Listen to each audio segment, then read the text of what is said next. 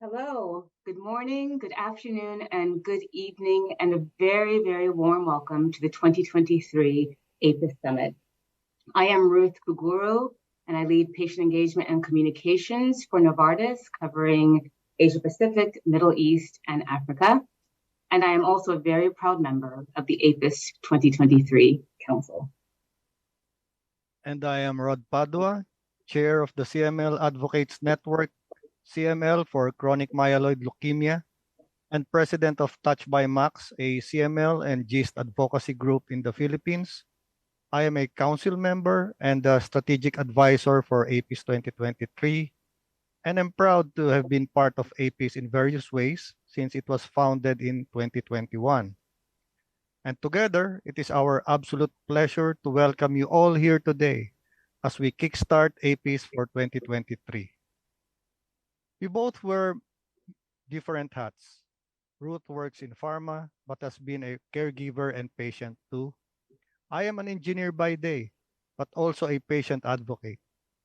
But we come together today as partners and allies for something we are both so passionate about: improving access and outcomes for patients.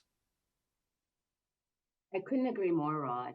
The next 2 days would not have been possible also without the APPIS Council. They are really the minds and the brains behind the summit and all of the different programs that make up the APPIS platform.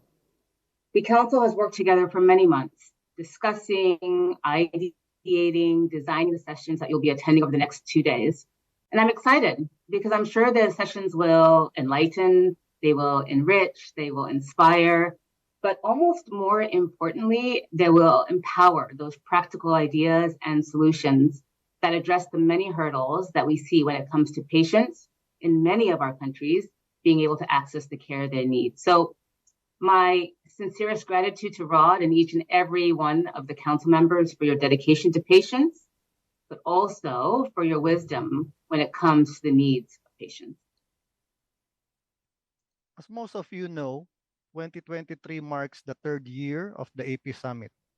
Each year, it seems we have a more exciting lineup of speakers, and I feel particularly excited about the guest we have this year, who joins us from all over across the world to share their valuable and knowledgeable ideas.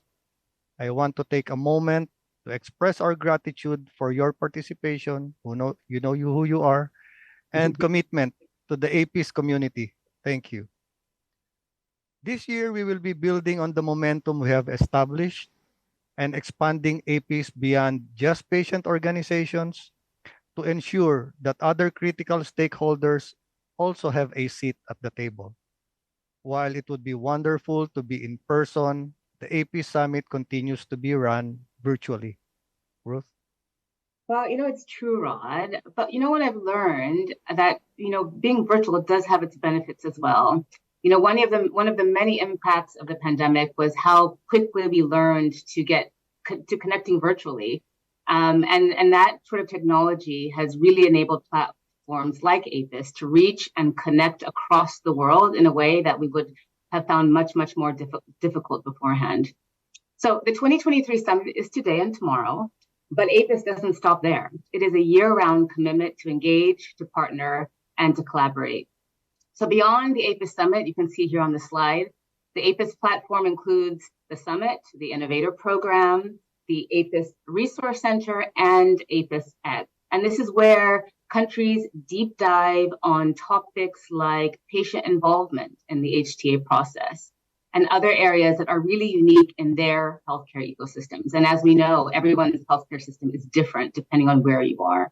So over the course of this year, these APPIS X sessions will take place in many countries and in local languages, because those kind of problems need to be solved in a way that doesn't happen at a grand scale. And starting today and tomorrow, there'll be APPIS X sessions in Thailand, in Taiwan, in South Korea, India, UAE, Saudi, and Egypt, just to name a few. So on behalf of the council, Rod and I invite you to be part of APPIS throughout the year. Well, Ruth, we are joined today by an audience of hundreds, and as far as I know, right at this moment, we are over the 1,000 mark from across the healthcare ecosystem. composing of patient advocates, physicians, policy makers, payers, and of course, patients. It is so encouraging to see you all. And what is really powerful is that we all have one thing in common: to address the issues that continue to impact patient access, outcomes, and experiences in the regions of Asia Pacific, Middle East, and Africa. The pandemic has really reinforced that health solutions are best found when participants across the health ecosystem collaborate and seek to transform health together. I fully agree that collaboration is critical, Rod. And to really make a difference in healthcare, it requires a whole team. When we talk about teams, what immediately comes to mind for me is sports. And if you're a sports fan, you may have heard of this concept of the Most Valuable Player Award. I used to be a huge basketball fan when Michael Jordan was playing, no longer, but when he was playing, and I remember he won the NBA MVP 6 times. But what's interesting is, the most valuable player on a team is recognized for their contribution and the way they stand out from all the other players on the team. And so when I think about all the stakeholders that are part of APPIS and all of the different players across the healthcare ecosystem, to me, the most valuable players are the patients, the patient leaders, and the organizations. I mean, they are the players on the team who are central to absolutely everything we want to change in how healthcare is accessed. But before we begin today, Rod, everyone has heard us talk about this word APPIS, but I think we should take a couple of minutes to explain what APPIS means. Each of the words in APPIS really carry a lot of intent. So Rod, can you kick us off and start with the first letter in APPIS and tell people what does the A in APPIS really stand for? Sure, Ruth.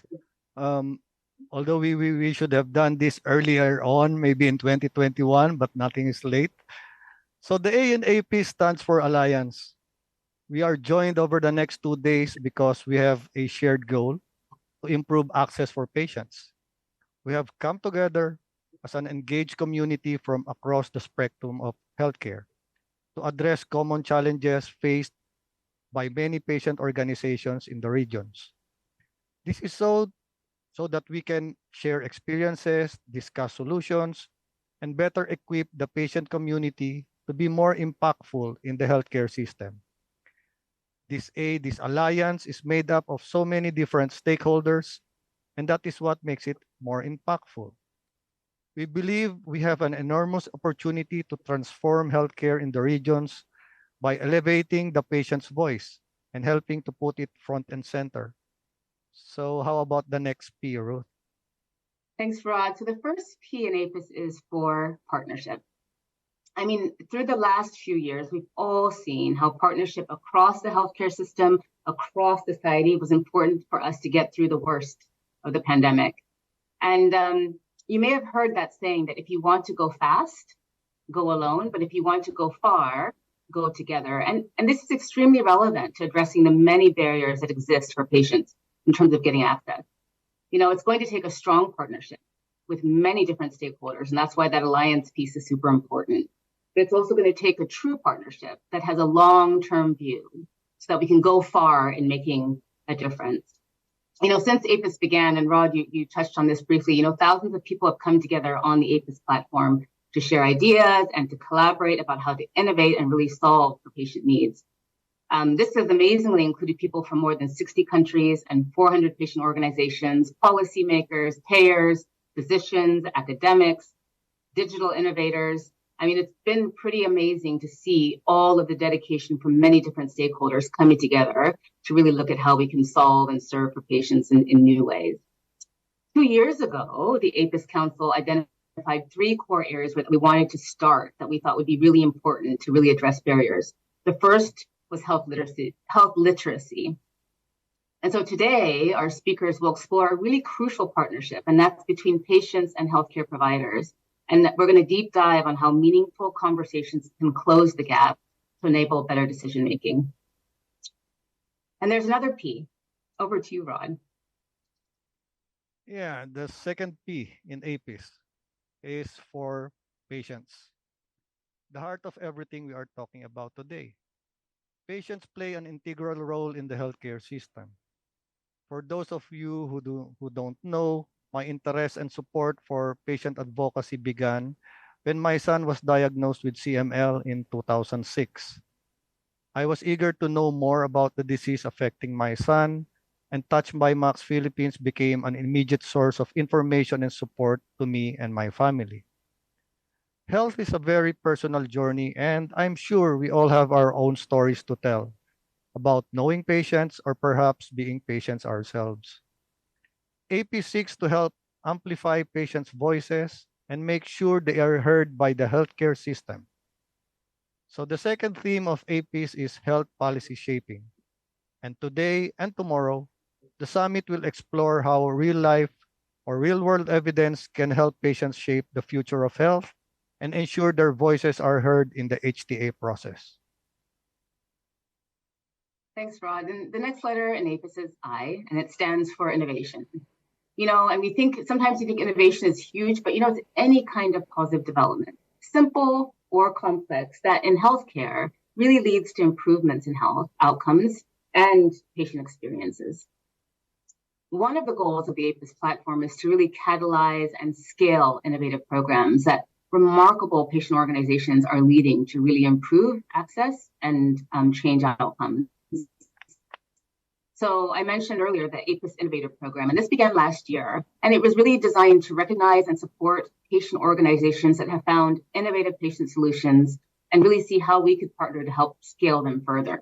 You're going to hear from the 2022 winners of the Innovative Program tomorrow, as well as more information about how you can get involved. So through our really in-depth discussions over the next 2 days, it's our hope that you also benefit from this wonderful community of brilliant thinkers and innovators and leave with ideas to take your own programs to the next level. Rod, over to you for the final letter of APPIS. And finally, we have S. When it comes to APPIS, S is for solutions with a capital S. We want everyone to today and tomorrow to walk away with real solutions that benefit patients and accelerate access to patients in these regions. In healthcare, we recognize the importance of patient-centric solutions and involving patient advocacy groups from the very start. You are all key driving forces in making healthcare more patient-centered, and that's why we are partnering with you and want to hear from you. So the third and final theme of APPIS is digital health and communications. And tomorrow we will hear from expert speakers about how digital communications and creativity can be leveraged to influence better health outcomes for patients. So that's it for APPIS. Ruth? Thanks, Rod. So I hope that's clear. 5 letters packed with intent, packed with meaning, and with high aspiration. So I'd like to now introduce Iris Zemzoum. Based in Singapore, Iris is the president of Novartis Innovative Medicines, covering Asia Pacific, Middle East, and Africa. I'd like to welcome her to officially open today's APPIS Summit. Over to you, Iris. Thank you, Ruth, and good morning and good afternoon and even good evening to everyone. It's great to be with you all here today virtually. I'm in fact very excited for the discussion that we will be having over the next 2 days and hopefully also beyond these 2 days. So great for me that I can do the welcome for everyone. We talked about APPIS and what it stands for. For me, the most important P, or the one that we should start with, is patient. And patient access is something that I'm really deeply passionate about. I began working with patients as a physician in oncology, and I very often saw patients at their lowest points. And my focus was always the patient in front of me. And not only just the patient, but the 360 patient. That means for me, their diagnosis, their treatment, their fears, their concerns, overall their well-being, and not to forget their family and then their future. I've seen firsthand the importance of actively listening to patients and understanding deeply their needs, And that when you're diagnosing or treating a patient, but also when you're creating solutions or deciding upon how to proceed with a further treatment or recommending a support system to that patient. This altogether is what delivers a much better outcome for patient. And this is valid from all different angles. The angle of a scientist or a pharmaceutical company that tries to understand the need of those patients, but also the insight that a physician, a treating physician, can get from listening actively to patients, and not to forget the perspective of patients when it comes to payers or healthcare institutions. Without really understanding a patient's journey and the best possible outcome for that patient, we will not serve patients at our best. And while this APPIS Summit takes a great approach for me, a broad look at the challenges that millions of patients across 30 different countries, but you could say also across the globe, are facing. Asia Pacific, Middle East, and Africa specifically, altogether are home to almost half of the world's population. But it has one of the lowest levels of healthcare access. And the healthcare challenges are complex and only becoming more complex over time. We saw with the pandemic that many patients had difficulties to receive even a timely diagnosis or access to the right treatment or navigating the complexity of a healthcare system. So knowing this, it's extremely important to really focus on what patients really need. And we need to act now and do something to help overcome these barriers that are faced by patients all over. But no one individual can tackle barriers to health equity or the challenges that patients are facing. This is where partnerships comes in. If we want to make a real difference, we need to bring a number of stakeholders, the key stakeholders, together and work together on the right solutions. As said, no one can tackle them on their own. And the different perspective that these stakeholders could bring in, the different ideas, experiences, this is what will make the difference. And this is why I am so delighted that APPIS brings together hundreds of representatives from across healthcare, including patient organizations, HCPs, policymakers, payers, and pharma. We heard that we have over thousands joining us today. This is exciting. This is how we should be moving forward. It's through these power of partnerships that we can really start to catalyze change and break down the barriers that stands in the way of a better healthcare. It's also through these partnerships that we can really start to transform the standard of healthcare in the region, and make a true difference to patients' life. If we take one probably very well-known example in cardiovascular diseases, we know that the number one killer in the world comes from cardiovascular diseases. Heart attacks, strokes. It claims more lives than all cancers combined. But we have kind of settled to accept that this is just a normal phenomenon of aging, but it's not. More than 5 people die from it every minute, and prematurely. But what is probably more shocking on this is that 80% of all these premature heart attacks and strokes are in fact preventable. And this is, for me, again, where partnerships have a very major role to play. A global heart health movement can achieve what none of us, individual stakeholders, could do alone. So I'm incredibly excited for the next 2 days as we work together, like a think tank with a common purpose to co-create bold and innovative ways to improve patients' lives. And I hope you all will enjoy the next 2 days, and that beyond that, you will find opportunities to collaborate within APPIS. This is just a kickoff for the year, but take that opportunity to really work together and to make a difference in patients' lives. Thank you. And with that, I'll hand over back to Ruth. Thank you so much for that heartfelt opening, Iris. I can say now we are fully ready to dive in. So today's sessions will be focusing on two of the APPIS themes, health literacy and health policy shaping. For the full agenda, you can please click below on the agenda tab at the bottom of the screen. So our first speaker today is actually Rod, and he's going to be leading a discussion called Mind the Gap that is really looking at different ways health literacy is working and what good looks like. So without further ado, let's begin. Over to you, Rod.